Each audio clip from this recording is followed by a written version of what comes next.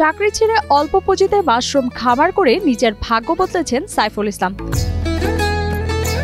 কুষ্টিয়া পৌরসভার বারাদি এলাকার বাসিন্দা সাইফুল ইসলাম 2018 সালে চাকরি ছেড়ে সরকারি প্রতিষ্ঠান থেকে প্রশিক্ষণ নিয়ে সর্বপ্রথম মাশরুমের চাষ শুরু করেন তিনি। মাত্র ৬,০০০ টাকায় শুরু করা সেই মাশরুমই যেন আজ তার জীবন রঙিন করে তুলেছে এবং তিনি হয়েছেন স্বাবলম্বী। মাশরুম চাষ শুরু করতে আমি 2018 সাল থেকে। এটা ট্রেনিং নেওয়াটা আমার হলো, আমি চাকরিরত অবস্থায় ময়মনসিংহ থাকা অবস্থায় ওখানে সরকারি মাশরুম সেন্টারে ট্রেনিং নেওয়া।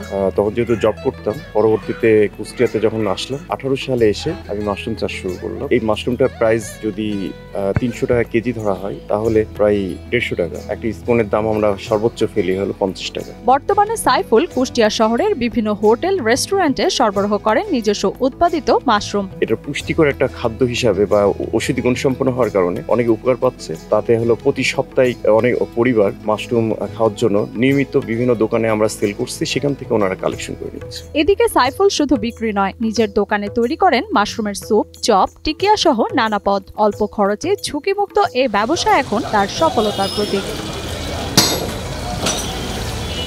স্বল্প পুঁজিতে অল্প জায়গায় মাশরুম চাষে সাইফুলকে সফল হতে দেখে স্থানীয় অনেকেই এই চাষে আগ্রহী হচ্ছেন।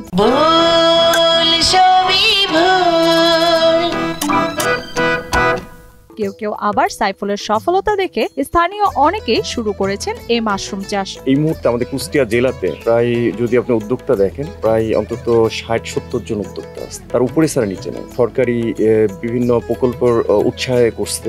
আমি 2024 সাল থেকে শুরু করছি। প্রথম বছরে আছে কিছু, কিন্তু এবছরে আশা করি অনেক বেশি লাভ হবে। এটা অনেক পুষ্টিকর খাবার, যেটা হচ্ছে শরীরের জন্য অনেক রকমের পুষ্টি যোগায়, যার কারণে অনেক মহিলারা এগুলো আমাদের থেকে নিয়ে ওরা হচ্ছে আর কি বাইরে এগুলো করছে।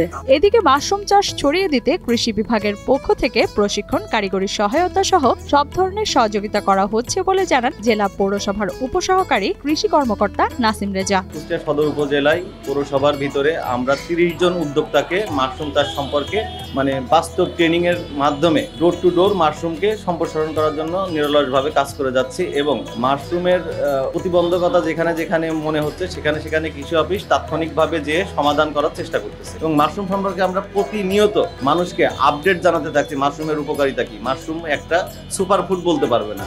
উচ্চ মূল্যের মাশরুম চাষ ছড়িয়ে দেওয়া সম্ভব বলে বেকার যুবকরা আর্থিকভাবে লাভবান হওয়ার পাশাপাশি নতুন নতুন কর্মসংস্থানের সৃষ্টি হবে বলে মনে করেন এলাকার স্থানীয়রা। যারা মহিলা আছেন এবং বেকার, তারা আপনার এই মাশরুমগুলো চাষ করে অনেক লাভবান হচ্ছে।